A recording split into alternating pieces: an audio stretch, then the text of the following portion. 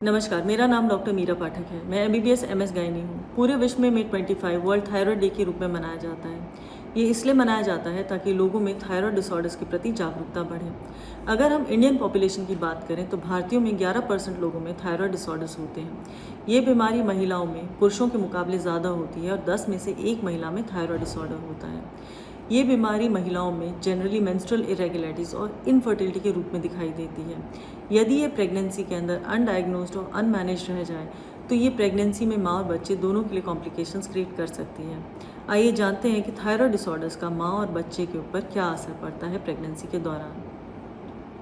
Thyroid gland एक ऐसी ग्रंथि है जो हमारे गले में पाई जाती है, जो थायरॉक्सिन हार्मोन रिलीज करती है। थायरॉक्सिन हार्मोन दो प्रकार का होता है, T3 और T4, और ये हमारी बॉडी के metabolism, energy levels, body organs जैसे ब्रेन और हार्ट की फंक्शनिंग और हार्मोन बैलेंस को कंट्रोल करता है। ब्लड में थायराइड हार्मोन के लेवल्स को मेंटेन करने के लिए, रेगुलेट करने के लिए बॉडी थायराइड स्टिमुलेटिंग हार्मोन या TSH रिलीज करती है। कभी कभार हमारी बॉडी में कुछ ऐसे कंडीशंस हो जाते हैं जैसे ऑटो इम्यून डिसऑर्डर्स या आयोडीन डेफिशिएंसी, जिसमें थायराइड हार्मोन के लेवल्स घट जाते हैं।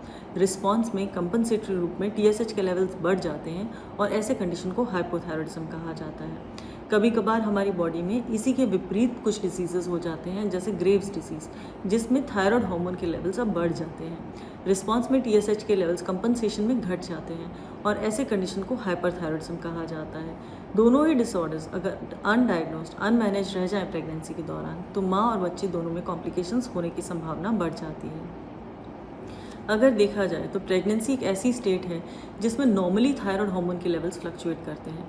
ऐसा इसलिए होता है क्योंकि प्रेगनेंसी के दौरान ब्लड वॉल्यूम बढ़ रहा है, ब्लड की थिनिंग हो रही है, ब्लड में कुछ हार्मोन्स जैसे ईस्ट्रोजन और HCG के लेवल्स बढ़ते हैं, जिसके रिस्पॉन्स में बॉडी में थायराइड हार्मोन के लेवल्स की डिमांड बढ़ जाती है। ऐसे कंडीशंस में चांसेस बढ़ जाते हैं कि जो प्रेग्नेंट महिलाएं हैं जिनको पहले से थायराइड डिसऑर्डर्स हैं उनको अपने मेडिसिन की डोजेज चेंज करनी पड़े। ऐसे में ऐसी संभावना भी बन जाती है कि जो प्रेग्नेंट महिलाएं हैं जिनको कभी थायराइड डिसऑर्डर नहीं हुआ, उनको पहली बार प्रेगनेंसी के वक्त थायराइड डिसऑर्डर डायग्नोज हो। आइए सबसे पहले हाइपोथायरॉइडिज्म की बात करते हैं। हाइपोथायरॉइडिज्म हाइपरथायरॉइडिज्म से ज़्यादा कॉमन डिसऑर्डर है। ये 100 में से 10 प्रेगनेंसीज में पाया जाता है। इस कंडीशन में जो लक्षण हैं वो मोस्टली है कोल्ड इंटॉलरेंस यानी ठंड ज़्यादा लगना, वेट गेन होना, स्किन का ड्राई होना, बालों का झड़ना, साथ में हार्ट बीट स्लो हो जाती है, पल्स रेट स्लो महसूस होती है, कॉन्स्टिपेशन होने लगती है और ब्रेन में एक स्लोइंग इफेक्ट आता है, यानी memory loss, brain fog, muscle फिटीग, थकावट महसूस होने लग जाती है। कई बार इन सिम्टम्स को एंटीनेटल पीरियड के अंदर महिला मिस कर जाती है और जब वो एंटीनेटल चेकअप में फर्स्ट टाइम आती है और थायराइड हार्मोन की स्क्रीनिंग कराई जाती है तो पता चलता है कि थायराइड हार्मोन के लेवल्स लो हैं, यानी हाइपोथायरॉइडिज्म है। यदि हाइपोथायरॉइडिज्म को ट्रीट ना किया जाए तो जो माँ और बच्चे में कॉम्प्लिकेशंस हो सकते हैं वो इस प्रकार हैं कि बच्चे में मिसकैरेजेस हो सकते हैं, वो प्रीटर्म हो सकता है, growth retarded, low birth weight हो सकता है, माँ में प्री एक्लेम्सिया हो सकता है, यानी माँ का ब्लड प्रेशर हाई हो सकता है प्रेगनेंसी के दौरान।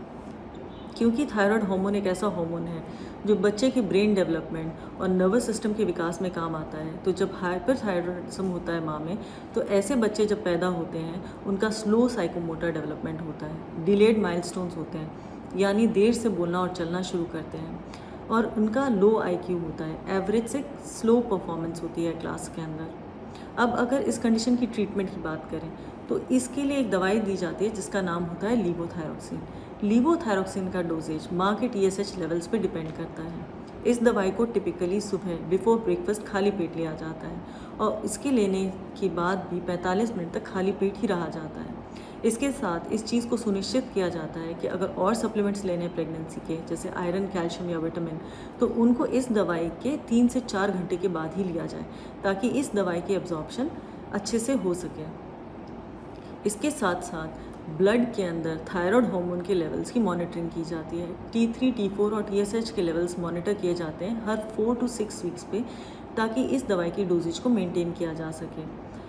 अब अगर डाइट की बात करें तो महिलाओं को ये एडवाइस किया जाता है कि वो प्रोसेस्ड फूड ना खाएं, कॉलीफ्लावर, कैबेज, ब्रोकली अवॉइड करें।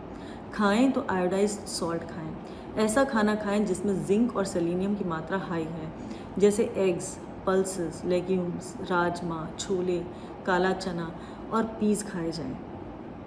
लाइफस्टाइल में एक्सरसाइज को ऐड करना चाहिए, सुबह शाम 30 मिनट्स का वॉक ऐड करना चाहिए पर डॉक्टर की सलाह के बाद। अब अगर हाइपरथायरॉयडिज्म की बात करें तो हाइपरथायरॉयडिज्म 100 में से एक महिला में पाया जाता है। इसके लक्षण हाइपोथायरॉयडिज्म के बिल्कुल विपरीत होते हैं। इसमें गर्मी ज़्यादा लगती है, हीट इंटॉलरेंस होती है, आँखों के अंदर बल्जिंग होने लगती है, स्किन वेट होती है क्योंकि इंक्रीज स्वेटिंग हो रहा होता है, गले में कई बार सूजन दिखाई देती है और हार्ट बीट बहुत फास्ट हो जाती है।